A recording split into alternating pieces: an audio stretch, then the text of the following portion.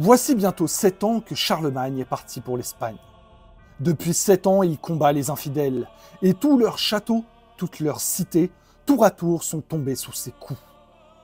Seul son dernier ennemi reste debout. Saragosse résiste encore, et son roi Marsile s'acharne à la défendre. Il y est parvenu jusqu'alors, mais comment résisterait-il à toute la puissante armée française? Marsile demande conseil à ses barons. Que faire pour éviter la honte et le pillage? L'un d'eux, Blancardin, prend la parole. Charlemagne et ses preux guerroient dans notre pays depuis 7 ans. Il est grand temps qu'ils retournent dans leurs terres. Si vous m'en croyez, vous agirez par ruse. Envoyez-leur de riches présents, de l'or, de quoi payer tous leurs soldats. Promettez de rendre hommage à l'empereur et de recevoir le baptême chrétien à la Saint-Michel quand il sera rentré en France. S'il le faut, envoyons des otages, nos propres enfants au besoin. Ils nous sont moins nécessaires que nos fiefs et que notre honneur. Marsile n'hésite pas à suivre ce conseil plein de sagesse. Il envoie à Charlemagne 10 barons qui doivent lui procurer une bonne paix. S'ils y réussissent, ils auront terre et biens à foison. Charles devisait parmi les preux dans un verger fleuri. À sa droite est Roland, son neveu tant chéri, voisin comme toujours d'Olivier. Autour d'eux, le vieux Girard de Roussillon, Guérin et son ami Guerrier, l'archevêque Turpin, le duc Ogier. Les 10 barons païens vont droit à l'empereur et lui délivrent leur message. Leur maître sera son fidèle vassal. Il embrassera la foi chrétienne, il lui enverra des richesses sans nombre et engage 20 otages s'il consent à retourner en France. Charles reste songeur, car Marsile a toujours été un ennemi perfide. Puis il prend l'avis de ses barons. Roland, tout bouillant, se dresse le premier. « Croiriez-vous un félon, sire, que vous avez vaincu et qui prépare quelques nouvelles trahisons? Voilà 7 ans que nous combattons. Assiégeons Saragosse et vengeons ceux que Marsile fit périr. » Tout autre est l'avis de Ganelon. Il a épousé la mère de Roland, mais les 2 barons ne s'aimaient guère. « Sire, la guerre est longue, dit-il, et Marsile offre de vous rendre hommage. N'écoutez pas les conseils orgueilleux. La sagesse commande de répondre avec courtoisie. » Et tous les Francs de répéter « Il a raison !»« Quel messager enverrai-je » dit l'empereur. « Mais envoyez Ganelon, puisqu'il est si sage, s'écrie Roland. » Tous applaudissent ce choix. Seul Ganelon reste sombre. Il ne pardonne pas à Roland de l'avoir fait choisir, et déjà, il songe à se venger. Pourtant, il va à Saragosse. Plût à Dieu qu'il n'y fût point allé, car il a juré la perte de Roland. Il explique ses plans au roi Marsile. Si vous lui faites hommage et si vous embrassez la foi chrétienne, Charlemagne vous laissera la moitié de l'Espagne. L'autre sera pour son neveu Roland. Mais il retournera en France et vous n'aurez plus de guerre meurtrière. Il laissera à l'arrière-garde Roland avec les plus vaillants de ses preux. Tout au plus 20 000 guerriers. Vous les exterminerez sans peine. Alors vous serez sûr de la paix. Charles aura perdu la fleur de sa chevalerie. Lui et la France en auront grande honte et grande douleur.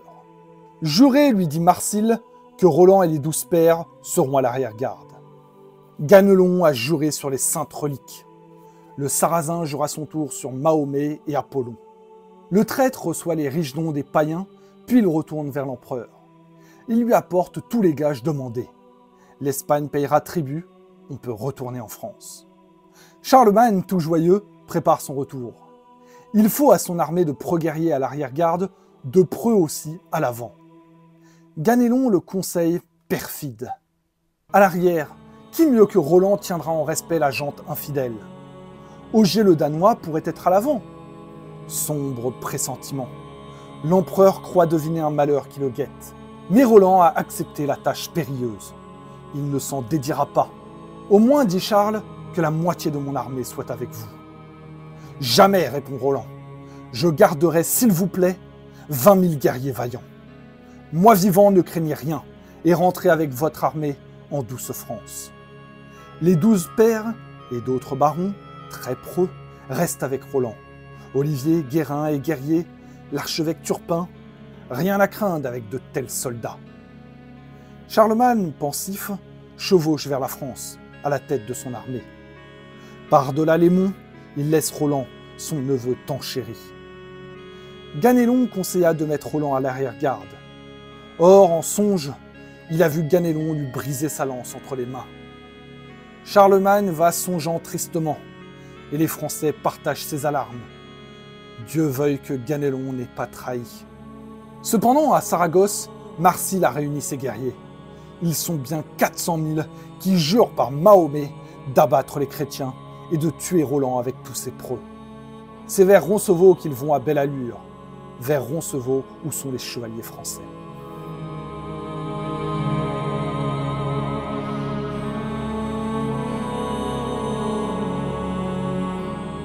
Roncevaux, les Français devisent joyeusement. Ils ignorent le danger qui s'approche. Cependant, Olivier est monté sur un rocher très haut, d'où il découvre la campagne lointaine. Ô rage! Les armées sarrasines s'avancent de toutes parts. Les plaines et les vallons en sont couverts.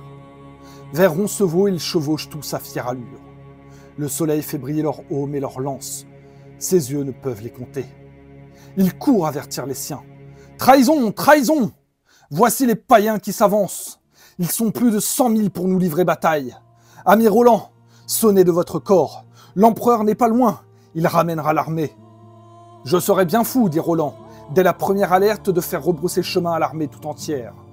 Les Sarrasins nous attaquent, qu'ils se préparent à bien mourir.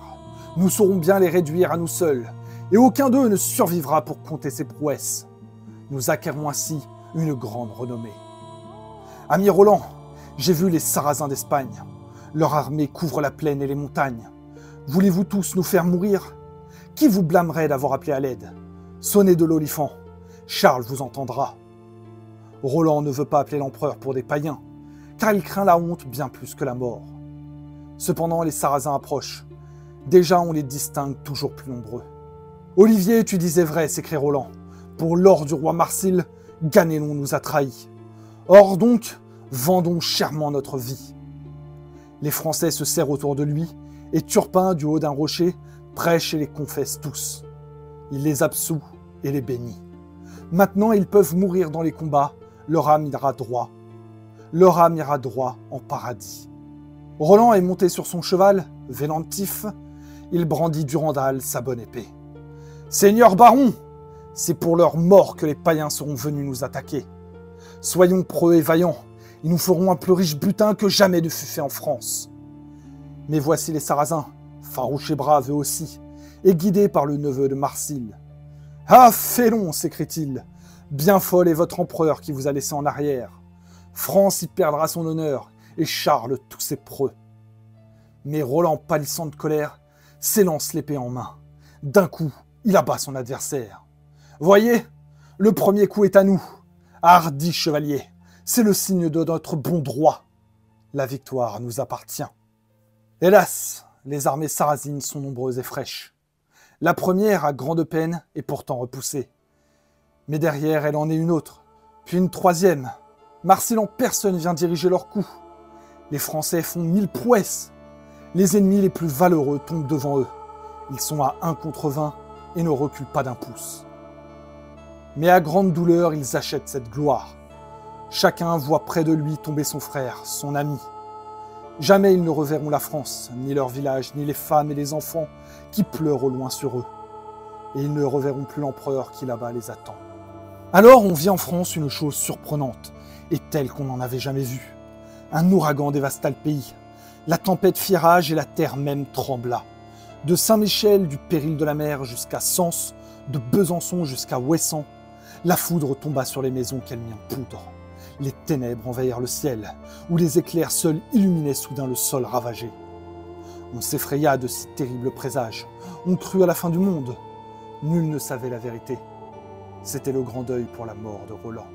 À Roncevaux, les cadavres s'amoncellent. Des survivants, combien sont encore sains et saufs? Combien ont encore leurs chevaux et leurs armes? Pour un Français mort, 20, 50, 100 païens ont rendu l'âme. Marsile est 5 fois revenu à la charge, 5 fois il recula. Mais à la longue, les meilleurs chevaliers ont péri, hormis une 60aine. Parmi eux sont Roland, Olivier et Turpin. Devant cet effroyable massacre, Roland se tourne vers son compagnon. « Olivier, mon ami cher, voyez tous ces barons blessés à mort à nos pieds. Que Charles notre empereur n'est-il auprès de nous? Comment lui demander nos peines? Je ne sais, dit Olivier, mieux vaut mourir que souffrir la honte. Mais Roland dit, je vais sonner de l'olifant.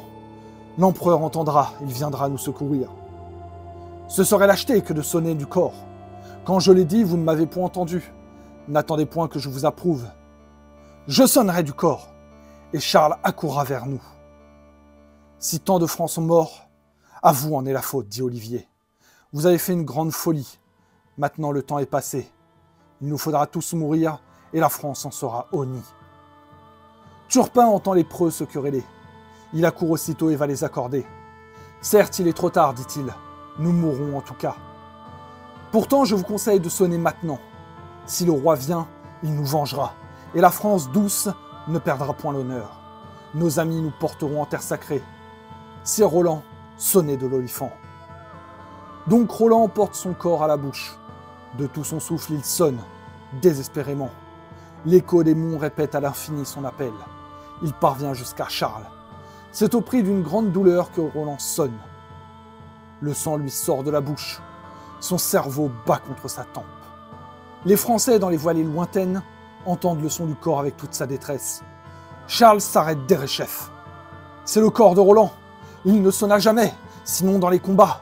Mon neveu est trahi et les félons l'attaquent. Ganelon chevauche auprès de lui. Sire, dit-il, Roland a trop d'orgueil. Vit-on jamais votre neveu appelé à l'aide? Sans doute il chasse dans les monts d'Espagne. Roland continue à sonner. Il lui semble que sa tête éclate. Le sang jaillit de ses oreilles. Pourtant il sonne toujours. Roland entend le son qui va faiblissant. Ganelon a beau dire, il faut voler au secours de Roland. Et l'empereur fait rebousser chemin à son armée. Mais si Roland a été attaqué, c'est donc qu'il fut trahi. Ganelon qui traita avec Marsile, Ganelon qui conseilla de laisser Roland et ses preux à l'arrière-garde, Ganelon est le traître qui a vendu le vaillant baron. Charles, à cette pensée, entre dans une grande colère et décide sur le champ de châtier le coupable avec éclat. Il les livre à ses maîtres queux, qui le garderont étroitement et lui feront subir 1000 avanies. Et puis, de retour à Aix, il sera jugé et puni selon ses fautes. Les Francs chevauchent avec ardeur. Roland sera-t-il encore vivant? Tous plaignent les pères et se lamentent et prient le ciel d'épargner Roland. Hélas, il est trop tard, et c'est peine perdue. À Roncevaux, le combat continue. Marsile, avec 100 000 hommes, est forcé de reculer puis de fuir en déroute devant quelques chevaliers français. Mais des renforts lui permettent de se reformer une fois de plus. Roland comprend alors que son heure est venue. Auprès de lui, seul respire encore Olivier, Turpin et Gauthier, un loyal baron. Olivier, le premier, se sent blessé à mort par un mécréant qu'il tue au même instant. Mais Dieu, quelle douleur en éprouve Roland. Olivier sent les affres de l'agonie. Il se couche à terre auprès de son ami et dévotement prie le Seigneur. Il bénit la France et Charles, son empereur, et Roland, son compagnon. Puis tout d'un coup, sa tête retombe. Il est mort. Roland, très doucement, le plaint et se lamente. Telle est sa douleur qu'il perd lui-même connaissance. Quand il retrouve ses esprits, Gauthier est mort à son tour et Turpin grièvement blessé. Pour savoir si les Français approchent, il sonne du corps très faiblement. Charles, à l'entendre, sait que Roland est au bout de ses forces. Il chevauche plus vite encore s'il le peut. Puis il fait sonner tous ses clairons. Les païens l'entendent. Ils voient Roland toujours debout, que pas un de leurs traits n'a atteint. Alors sur lui et sur Turpin, ils déchargent leurs lances et s'enfuient, abandonnant la place. Car les Français approchent à grands pas, et déjà sentant au loin leurs cris « Montjoie !» Roland est resté seul, debout et vainqueur. Turpin bénit encore tous ses preux compagnons, puis il meurt. Roland est seul désormais, et sa mort est prochaine. Par ses oreilles, il sent son cerveau s'échapper. Lors, il prend d'une main son corps, de l'autre son épée, et monte sur une hauteur d'où il domine la sombre vallée. Puis il cherche à briser son glaive. Il frappe sur la terre avec rage. L'acier grince mais de 7 pas. Faudra-t-il que Durandal, la blanche et belle, tombe aux mains d'un sarrasin? Roland s'évertue. Il frappe sur un rocher. Durandal est intact et le rocher se fend. À nouveau, Roland la plaint dans son cœur. Il fait vœu qu'elle n'appartienne jamais à un païen, puisqu'une arme si sainte ne peut être brisée. Il sent que la mort l'entreprend et va se coucher près d'un pin. Sa face est tournée vers l'Espagne, et sous lui il a placé son corps et son épée. Le contrôlant veut, quand Charles avec ses Français le trouvera, qu'il dise « Mon neveu est mort en conquérant ». Roland sait qu'il a fini son temps. Il se frappe alors la poitrine, s'avoue coupable et implore le pardon de Dieu pour ses péchés. Puis il se prend à songer à ce que fut sa vie, aux terres nombreuses qu'il a conquis, à la douce France qu'il a tant chérie, à l'empereur et à tous ses parents. De nouveau, il pense à son salut et prie Dieu de préserver son âme. Et les anges du ciel descendent vers lui, mains jointes, il expire. Dieu lui envoie son ange chérubin et Saint Michel du péril de la mer. Avec eux vint encore Saint Gabriel, et tous, ils portent l'âme du comte en paradis.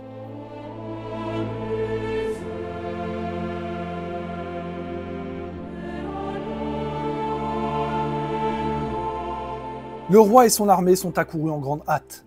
Les voici à Roncevaux. Partout où leurs regards se posent, ils voient les cadavres de ceux qui furent leurs compagnons, leurs frères. Qui d'entre eux n'emmènerait grand deuil? Charles se lamente plus que personne. Il a perdu son neveu tant aimé, il a perdu ses 12 pères, il a perdu la fleur de sa chevalerie. Le duc Nem s'est repris le premier. Il a vu à 2 lieues devant eux les païens qui s'enfuient. « Sire, dit-il, permettez-vous que tant de morts, si chers, demeurent sans vengeance? Courons sus aux païens.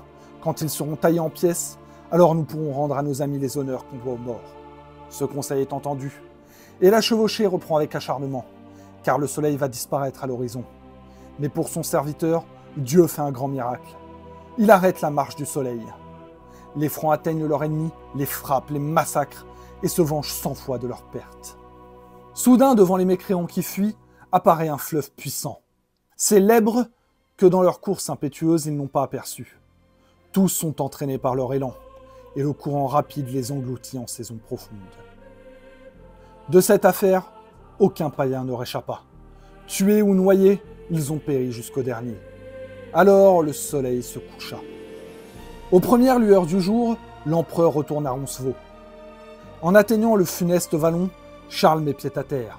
Seul, il s'avance à pas lents et va cherchant le corps de son neveu. C'est au point culminant du vallon qu'il le découvre près d'un pin. Il le presse dans ses bras, il se lamente, il le regrette tendrement. Nul ne m'était précieux autant que toi, mon neveu, mon ami. Qui désormais pourra soutenir mon honneur? D'aussi preux que toi, il n'en est pas sur terre. Je vais rentrer en France, mais désormais je coulerai des jours inutiles, puisque j'ai perdu le plus grand bien qu'il soit, mon ami fidèle et vaillant. L'empereur arrache ses cheveux et sa barbe fleurie. Il prie Dieu qu'il prenne Roland en pitié. Puis tous les morts, on les a transportés dans un charnier, et en grande pompe on les a enterrés dans un parfum de myrrhe et d'encens. Sur l'ordre de Charles, on a mis à part les corps des plus vaillants, Turpin, Olivier et Roland. On leur a fait des cercueils de marbre, on a recouvert leurs corps de riches draperies de soie, et on les a ramenés en France. Charlemagne revient avec tous ses guerriers. Ils vont vers Bordeaux, où sur l'autel de l'église Saint-Saurin, on dépose l'olifant, précieuse relique du héros. À Blaye, non loin de la grande ville, le roi conduit les dépouilles de Roland, d'Olivier et de Turpin. Les Français, en les quittant, les recommandent à Dieu. Car la chevauchée continue vers Aix-la-Chapelle, où Charles a grande hâte de se retrouver enfin. Il y mande tous ses vassaux, ceux de Saxe et de Lorraine, Allemands, Bourguignons, Normands et Poitevins, et surtout les Français, les plus sages de tous. Car maintenant, on va juger le traître, Ganelon. Charles, entrant dans la grande salle, voit venir vers lui une jeune fille tout éplorée. C'est Aude, la sœur du vaillant Olivier, la fiancée de Roland. « Sire, dit-elle, j'ai revu vos barons par centaines, qui tous en revenaient de la guerre d'Espagne. Parmi eux, je n'ai point distingué Roland, votre neveu, qui en partant m'engagea sa foi pour jamais. Sire, dites-moi bien, où est Roland le preux ?» Le vieil empereur sent de ses yeux couler les larmes amères, car un cuisant chagrin ronge toujours son cœur. Ami, Roland n'est plus. Il ne peut en dire davantage. La belle Aude, sans connaissance, est tombée à ses pieds. Plein de pitié, il veut la relever, mais Dieu déjà lui a ravi son âme. Quand Charles la voit morte, il l'a fait emporter par 4 comtesses en un monastère de nonnes qui pour elle reste un jour et une nuit en prière, et près d'un autel, on l'a enterrée. Charles a réuni le grand conseil de ses barons et les prit de juger Ganelon. « Il a trahi ses pères, dit-il, et pour l'or des mécréants. » À ces mots, Ganelon se récrie. « J'ai défié Roland et tous ses compagnons. Mais Roland ne m'a-t-il pas d'abord montré sa haine en me désignant pour cette ambassade chez Marsile? Je me suis vengé, et je n'ai point trahi. » Ganelon réunit ses parents. Le plus vaillant d'entre eux, Pinabel, n'a jamais été vaincu en combat singulier. Il promet de prouver les armes à la main le bon droit de Ganelon. Aussitôt, Thierry d'Anjou se propose à Charles comme champion de Roland. S'il meurt, Ganelon a raison, et Charles lui pardonne. S'il est vainqueur, Ganelon est traître, et ses 30 parents mourront avec lui. Les deux chevaliers revêtent le aume et le haubert, et à cheval entrent dans le champ clos. Le combat demeure longtemps indécis. Soudain, Pinabel blesse en plein visage Thierry, qui chancelle, mais se ressaisit. Il frappe Pinabel avec une telle violence que son crâne vole en éclats, et la cervelle en sort.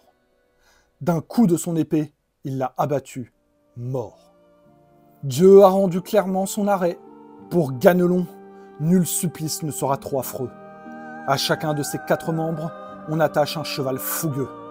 Son corps est tiré et cartelé de tous les côtés à la fois. Le sang se répand partout sur l'herbe du pré, et avec d'affreuses douleurs, le traître Ganelon trépasse à grande honte. Du pro-Roland, la mort est bien vengée.